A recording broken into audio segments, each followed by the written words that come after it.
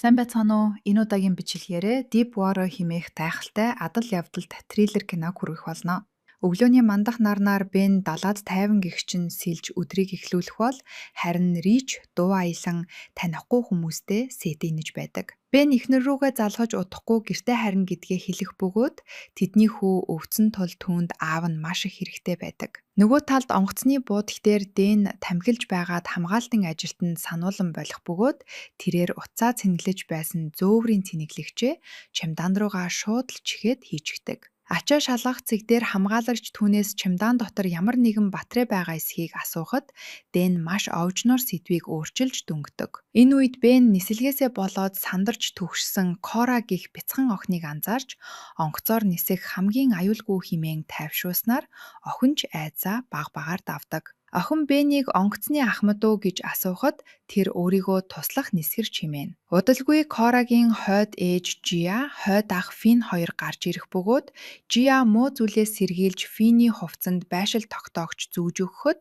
Кора ахыгаа шоолон тохурахдаг. Энэ хооронд Дэнийн цэнэглэгчтэй цүнх олон шалгалтын цэгийг ямар ч саадгүй хэний ч сэжигт үртэхгүй давж гарна. Мөн онгоцонд цахим спортын тамирчид сууж байх бөгөөд Америк багийн тоглогч нэгэн хятад охиныг өдөж хоргоох үед багийнхан залуу түүнийг өмөөрн дундуур нь ордог. Америк багийн дасгалжуулагч хэрэг тарьсан тоглогчоо хөөж явуулснаар энэ маргаан намжих ба Дэнч хэний ч анхаарлыг таталгүй онгоцонд суучдаг. Нислэгт бүх зүйл бэлэн болж зорчигчид суудлаа эзлэн онгоц аажмаар тэнгэрт хөөрөхөд ачааны хэсэгт Дэнийн чемоданыг аль хэдийн оруулсан байдаг. Нислэгчийн бүхээгт Бен Ахмад Ричтэй ярилцах зураа хуучин дарагтайгаа муудагдсны улмаас тампаанаасаа халагдах шахан байснаа дурсдаг. Рич үүнийг батлах мэт түүнийг тэтгэвэр тэтгэмжээ бүгдийг нь алдсныг сануулах бөгөөд өвчтөе хүүтэй хүний хувьд туслах мэсэгчээр ажиллах нь Бенд санхүүгийн хувьд хүнд тусаж байгаа нь ойлгомжтой байдаг. Зорчигчийн хэсэгт Дэнийн хажуугын хүн чанга хурхраад байсан тул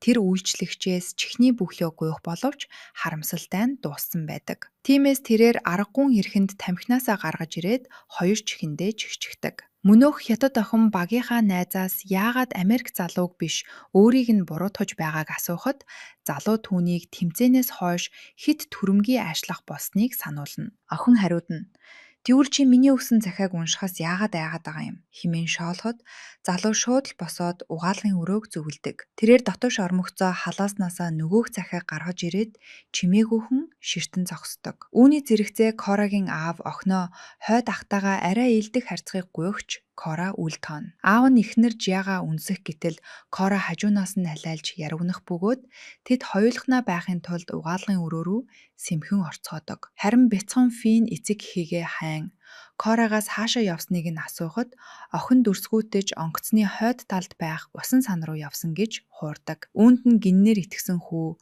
онгоцны арга шалгасаар видео тоглоом тоглож буй нэгэн залуутай таардаг. Яг энэ үед нисэгчийн бүхээгт галын аюулын дохио дугарч эхэлдэг. Бен гал унтраах системийг яаралтай идэвхжүүлэх боловч энэ нь огтхонч ажилдаггүй. Ахмад Ричийг түр гарсан хойгуур Бен жолоодлогыг гартаа авч хамгийн ойр байрлах нисэх буудлыг хайх боловч хамгийн ойрхон буудлын нь 400 милийн цаана байдаг. Рич бүхээгт орж ирмэгцээ багийн гишүүдэд доош бууж галыг унтраах тушаал өгнө. Ингээд багийн хоёр гишүүн зориулалтын хувцас хэрэгслээ өмсөн ачааны хэсэг рүү бууж галыг унтраахаар оролдох.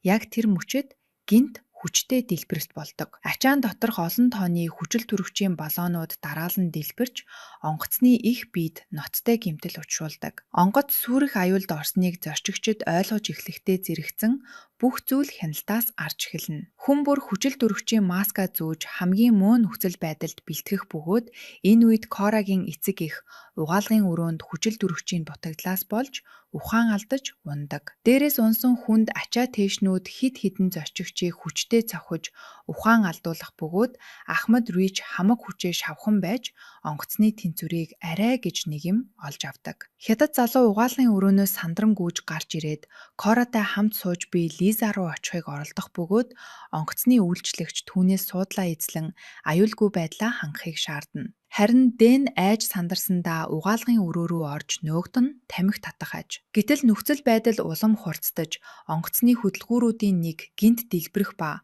онгоц агаарт хэсэг хэсгээрээ салж бутарч эхэлдэг. Бен Рич хоёр хөдөлгүүрийг дахин асаах гэж хамаг байдлаараа хичээх боловч нэмэргүй болж, Рич зорчигчдод хандан онгоц унаж байгааг зарлана. Хүн бүр айдаст автан мөргөлдөх мөчийг хүлээх бөгөөд онгоц далаад хүчтэй унаж хөмрөн колороо хугарч салдаг. Уг хүчтэй доргилдоос болж олон зорчигч газар дээрээ шууд л амиа алдна. Ус зүв бүрээс цутхан орж ирэх ба Бен ухаан ормогцоо Ричийг ухаангүй байгааг олж харах бөгөөд нисэгчийн бүхээгийн шил усны асар их даралтад хагахын даваан дээр ирсэн байдаг. Нэгэн үйлчлэгч Кораг орхин Бен болон Рич нарт туслахаар гүйж ирэх үед сэргсэн Рич тэдэнд сүх ашиглан хавчуулагдсан хүлийг нь гаргаж авахыг захидаг. Бүхээгийн цонхоор тоо томшгүй олон цогцос хөвч буй нүд хальтрам дүр зураг дэлэлдэнэ. Мөнөх хятад залуу Лизэг хайх боловч тэрээр суудалтанд байхгүй байх бөгөөд зөвхөн амьд үлдэхийн төлөө тэмцэж буй шахагдсан зарчигчид л түүний нүдэнд өртөнө. Залуу түүний нэрийг дуудан хашгирахч бүсгүй хаанч үл харагдана. Үүний зэрэгцээ Фин усан дор нэгэн танихгүй хүний хамт сэрэх бөгөөд тэдэнтэй хамт түгжигдсэн онгоцны үйлчлэгч гар чийдэн шийдэм өгнө. Онгоцны сүрсэн хэсгээс гадаа байсан Лиза онгоцны хугархай хэсэг рүү тэмүүлэн сэлэх боловч гинэт усан доороос нэгэн зүйл түүн рүү дайрдаг. Бүсгүй яаж ийгээд онгоцны сүүл хэсэг рүү авирж гарах хэдий ч хөл нь маш хүнд шахагдсан байдаг. Нисгэгчийн бүхээгт буцаж очвол Рич аль хэдийн бууж өгсөн байх ба Бенд удирдлагыг шилжүүлэн өөрийг нь орхиод явахыг хүснэ. Бен эхлээд татгалзахч аргагүй эрхэнд бүхээгийн хаалгыг хаагаад түүнийг орхин гардаг. Кора айн чичирч үйлчлэгчийг тэврэх зуур Бен ас тэнгэрийн хаяа руу ширтэн зогсно. Харин Фин рүү буцаж очвол мөнөөх танихгүй хүн түүнд дээш авирахад туслах бөгөөд тэрээр гадаж харах үедээ аврах том наймаалжийг олж хараад цочирдон хүшдэг. Яг энэ мөчид тэдний байгаа онгоцны хэсэг бүхэлдээ усан дор орсныг харуулна. Корагийн эцэг их ухаан орж Деклан угаалгын өрөөний хаалгыг нээгтүүдэд л гаднаас ус тэр чигтээ цутхан орж ирнэ. Бүхээгт ганцаар үлдсэн Рич гэр бүлийнхээ зургийг ширтэн аяархан дуу аялах бөгөөд төд удалгүй усны асар их даралтад бяц даруулна амьсгал хураадаг. Фин болон бусад хүмүүс Бектэй таарах ба тэрээр тэднийг дээшээ авирж гадаж гарахыг уриална. Энэ үед Бений хажууд байсан үйлчлэгч онгоцны гол хэсэг рүү сийж хүрэхээр шийднэ. Түүнийг явхаас өмнө Кора эцэг их болон хойд ахыг нь хайж өгөхийг гуйдаг. Түүнийг сэлэн холдохыг харж зогссон Кора гинэт усан дор ямар нэгэн с 'ижигтэй зүйл отож байгааг анзаарах бөгөөд юу болохыг нь ойлгомогцоо акул хэмээн байдаг чадлаараа хаширдаг. Гэвч түүний анхааруулга үйлчлэгчид сонсогдож амжсангүй. Бен яаралтай аврах завны хийг дүүргэн Кород аврах хантаа зөмсөхөд тусална. Тэд хоёул үйлчлэгчийг аврахаар завиндаа суун сэлүүрдэж эхэлнэ. Финд тусалсан залуу онгоцны гол хаалгыг онгойлгох гэтэл нөгөөх үйлчлэгч түүнийг зогсоох бөгөөд тэд агаарын бөмбөлөг бүхий хаалттай орчинд гацсан байгааг сануулдаг. Хэрэв хаалгыг онгойлгохвол бүхээг тэр чигтээ усанд атаж бүгд живэх эрсдэлтэй аж. Бен Кора хоёр үйлчлэгчид анхааруулга өгөхүүц ойртож очих ба үйлчлэгч бүсгүй усан дор ямар нэгэн зүйл хөдөлж байгааг мэдэрч дайралд ирэхээс өмнө хурдан завь руу авирж гахыг оролдох боловч гинэт нэг зүйл түүнээс зууран буцаагаад усанд чирч ордог. Тэрээр амьд үлдэхийн төлөө эцсийн удаа цөхөлдгүү тэмцэгч энэ удаад аврах магч нь түүнийг бүрмсэн усан дор чирч одон. Цэв цэнхэр далайн усыг тэр чигт нь цусаар будхан тэр. Бен үүнийг хараад хөшөө мэд царцаж орхино. Акул гинт уснаас үсрэн гарч ирэхэд Бен сэлүүрээрээ түүнийг цохин буцааж хамгаална. Онгоцны өөр нэг хэсэгт хятад залуу Дэн болон бусад хэд хэдэн хүн нөхцөл байдлыг үнэлж дүгнэн ярилцсан. Яг энэ үед онгоцны доор хад чулуу нурам унаж, нэг зорчигч тэнцвэрээ алдан усанд унах нь харагддаг. Бүсгүй аврах магчин өөр рүү нь хурж ирэхээс яг уртаж яаж игээд арайхан эргээд дээш авирж амждаг. Харин Фин асар ихээр айж чичрэх бөгөөд Беки болон бусад хүмүүс түүнийг тайвшруулахыг хичээдэг. Фин тэдэнд гэр бүлийнхэн нь ч бас энэ онгоцонд байсан талаар хэлэх ба түүнд тусалсан залууг Мит харин үйлчлэгч бүсгүйг Зои гэдэг нь тодорхой болдог. Яг энэ үед тэдний байгаа онгоцны хэсэг хүчтэй чичирхийлж Фин дахин сандралдаж эхэлнэ. Энэ үед хятад залуу хэрэг тэд хойшоо ухарч суухгүй бол шүрэн хад тэдний жинг дааж чадахгүй гэдгийг гярхаагаар анзаардаг. Америкийн цахим спортын тамирчинд энэ санаа огтхон ч таалагдахгүй байх боловч маргаан хурцдгаас өмнө бусд нь дундуур нь орж бүгд хойш ухарч эхэлцгээдэг. Харин Дэн унхан зангаараа онгоцны үйлчлэгчийг согтууруулах ундаа авчирч өгсөнгүй хэмээн өдөж давхурхдаг. Хүмүүс хойш ухрах үедээ Лизаг олж харах бөгөөд харамсалтай нь тэр ганцаараа байсангүй. Гинт нэгэн ахгүй л цахим спортын тамирчдын нэг рүү хэрцгийгээр дайрч орхино. Түрүүхэн хойшоо суухаас дургуутж байсан Америк залуу үүнд хятад залуу буруутхан түүнийг шууд л зодож эхлэх ба энэ үед Бен дундуур нь орж зодооныг зогсоодог. Беки Финд баг зэрэг самар санал болгох боловч хүү ээж нь түүнийг таргална гэд самар идэхийг хориглодог хэмээн татгалзна. Мит тэдэнд хэр их хүчил төрөвч үлдсэн бол гэж гайхширч үлдэхэд Зои доош сэлж гарах гарц хайж чадна гэдгээ хэлдэг. Гэвч Мит татгалзаж өөрөө явна хэмээн зүтгэсээр Зоитой хэсэгхэн хугацааг өнгөрүүлсний эцэст ус руу шомбон ордог. Тэрээр сүрсэн онгоцны хилтерхийнүүд дундуур хөвөн явахдаа тоо тамшгүй олон зорчигчийн цогцыг олж харах бөгөөд бүр цааш явсаар нэгэн онгорхоо хэсгийг олж илрүүлдэг. Тэр яаж игээд усны мандалд хүрч чадах ба аврал ирнэ хаширдаг. Корагийн аав Митийг олж хараад охиныхоо талаар асуухч Митийг хариулж амжихаас ч өмнө нэгэн акул гинт дайрч түүнийг тэр дор нь хөнөөж орхидог. Энэхүү нүд хальтрам дүр зургийг харсан Мит айдас давтан улам чангаар хаширдаг. Бен хүн бүрийг тайвшруулахыг оролдох боловч Дэн энэ бүхэн Бенийн буруу байж таараа хэмээн өөдөөс нь дайрдаг. Бен харин биеэ барьж онгоцонд анх 257 зорчигч байснаас одоо дөнгөж 30 л амьд үлдээд байгааг хүн бүрт хатуухан сануулдаг. Тэрээр Америк тамирчинд аврах зав авчирхийг хурдан гихчин тушаагаад өөрөө ослын байршил тогтоогчийг авахар буцдаг. Хүн бүр аврах хантаацаа өмсөж завиндаа сууна. Аавыгаа хайсаар байсан Кора эргэж явахыг оролдох боловч акул дайрахын яг өмнөхөн Бен түүнийг шүүрэн авч арайхийн авардаг. Хэдхэн мөчийн дараа онгоцыг тогтоон барьж байсан шүрэн хад нурж унан онгоц бүхэлдээ далайн гүн рүү гулсан ордог. Энэ үед Бен Кора хоёр хүчтэй даргилтад усанд шидэгддэг. Завинд буцаж гарсныхаа дараа Бен Дэнээс байшил тогтоогчид нэхэх боловч Дэн түүнийг нь хэдийнэ усанд унагчихсныг олж мэднэ.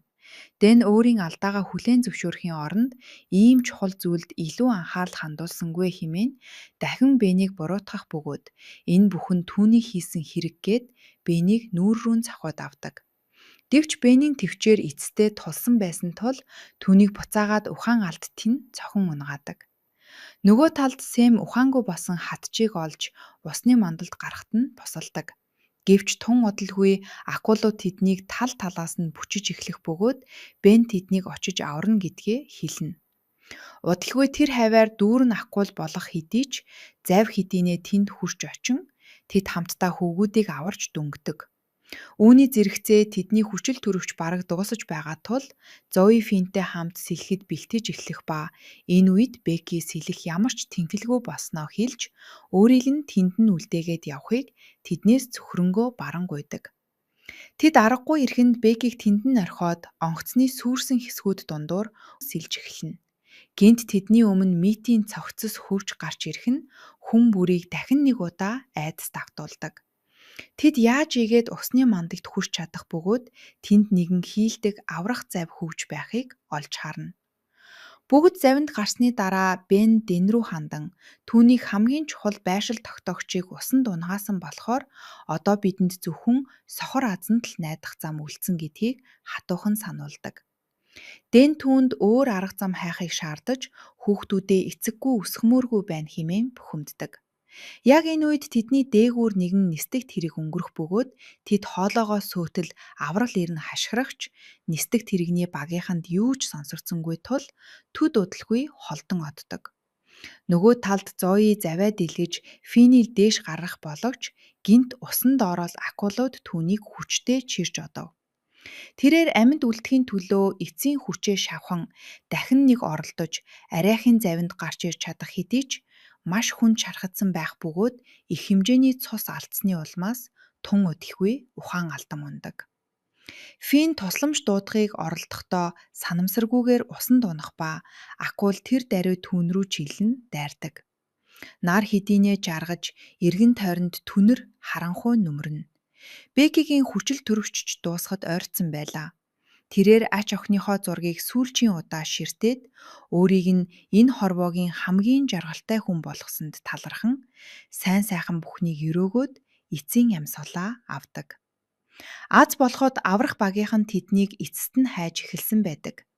Хятад загасчид далаад загасжилж байхдаа онгоцны ослын талаарх яаралтай мэдээллийг радиогоор хүлээн авна.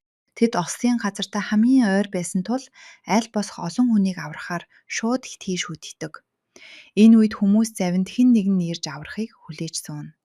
Харч амийг нь аварсанд Сэмд гүнээ талгаснаа илэрхийлээд түүнээс Лизад хайртайгаа хэлхийг шаарддаг. Тэрээр амьдрал дэндүү богинохын тул дахиж боломжоо алдах ёсгүйг түүнд ойлгуулна. Кора харин эгчийнхээ үүргийг биелүүлж чадаагүй дээ өөрийгөө буруутан гуниглана. Аав нь түүнд Финийг харж хандаарай гэж загсан боловч тэрээр үүнийг нь хийж чадаагүйгээ хэлж уйлдаг. Бен гэр бүлийнхээ зургийг түүнд үзүүлээд хүүхдүүд нь өөрийг нь хүлээж байгааг хэлээд тэд хоёул гэр бүл рүүгээ буцах замаа заавал олно гэж тайвшруулахыг хичээнэ. Яг энэ үед тэднийг аврахаар нисдэг тэрэг эргэж ирэхэд бүгд баярлсандаа нулимс унхан хаширцгаана. Аврах багийн нэг залуу доош буухаар бэлтгэх боловч усан дор акулууд дүүрэн байгааг тэр огт мдээгүй байдаг. Хүмүүс түүнд анхааруулахыг хичээж байдаг чадлаараа хашрахч нисдэг тэрэгний нүргээнд түүнд юу ч сонсогдохгүй байр. Залуу усны мандалд хүрмэгцээл акулын хэрцгий дайрагтанд өртдөг. Нисдэг тэрэгнийхэн түүнийг яаралтай дээш татаж амжих хэдий ч тэрээр нэг хөлөө тас хазуусан байдаг.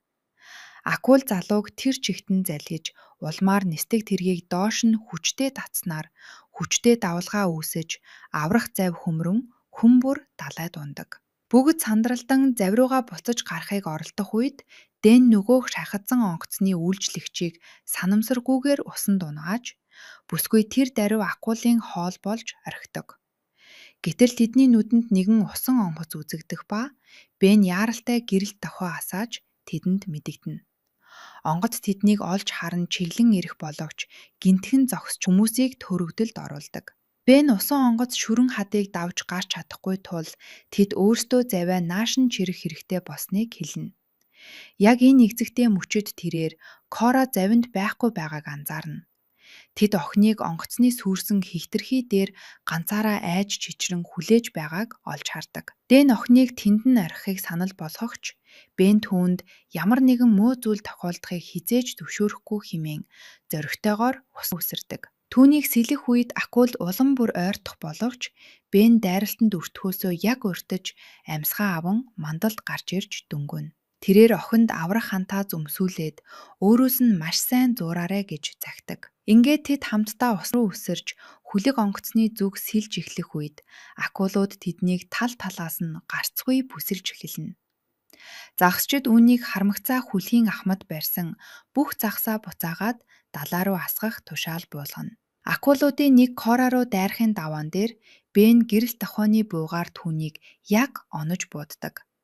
Гэвч тэдний сум дуусаж өөр нэг акул тэднийг чиглэн ирж байсан яг тэрхүү үхэл амьдралын зааг дээр гинтхэн бүх акулууд чиглэлээ өөрчлөн усан онгоц руу яваад өгдөг. Усан онгоцноос асгасан үе олон загсны үнэр далайг бүрхэж цус далуурчид хүмүүсийг орхин загснуудаар хооллохоор очсон нь энэ байв. Дэн аврах завинд байсан нэг хайрцаг тамхи олж аваад эцэст нь нэг юм тайвширч тамхилахыг хүсэгч асаагуур нь ажилтдаггүй. Гэтэл гинт усан доороос нэгэн акул гарч ирээд түүнийг шүүрэн чирч оддог. Тэрээр амьд үлдэхийн төлөө хамаг байдгаараа тэмцэлдэх хэдий ч аврах магч нь түүнийг хідэн хэсэг болгон тасчиж хайдаг. Хачирхалтай нь хинч түүний хойноос харамсан гашуудсангүй. Маргааш өглөөний нар мандаж Хүн бүр эцэст нь нэг аюулгүй болцгоосон байв. Сэм зориг гарган Лизэд сэтгэлээ илчлэхэд бүсгүй түүний хазар дээр зөөлхөн үнсэж хариу барина. Энэ үед гэр бүлээсээ хагцаж өнчирч үлдсэндээ шаналн гүнэглэж суух Кора дээр Бен ярилцгаар очдог. Удалгүй хүмүүсийн утасны сүлжээ орж эхэлнэ. Кора Бенийн утсыг шүүрэн авч хойд ахт нь байшил тогтоогч байгааг сануулад сүлжээ орсон юм чинь түүнийг олж чадна гэдгийг хэлдэг. Ингээд тэд хүүгийн байшлыг амжилттай олж тогтооно. Тэд заасан газарт яаралтай очиход Зои хагас ухаангүй шахуу хэвтэж байдаг. Тэд Финийг аль хэдийнэ ам үргэцэн гэж бодогч Зои түүнийг аюулгүй газар нууж хамгааснаа хэлснээр ах トゥ хоёр эцэст нь нэг юм эсэмэнд уулзан тэврэлддэг. Зои багийнхнаа асуулт сураглах боловч Бен тэднийг харамсалтайгаар амиа алдсныг дуулгана. Бен хүүгийнхээ зургийг хараад сэтгэл нь нэмтэрч тэсэлгүй нулимс унгана. Тэрээр эхнэр рүүгээ шууд залгахад нөхрийнхөө хоолойг сонссон эхнэр нь уртаар санаа алдан гүнээ тайвширдаг. Хүүн цаанаас нь аавыгаа маш их санаж хурдан уулзмаар байгаагаа хэлгээд Бен хүлээгт дууссан. Одоо удахгүй хажууд нь очноо хэмээн амладаг. За үзсэн бүх хүмүүстээ баярлалаа. Дараагийн бичлэг хүртэл түр баяртай.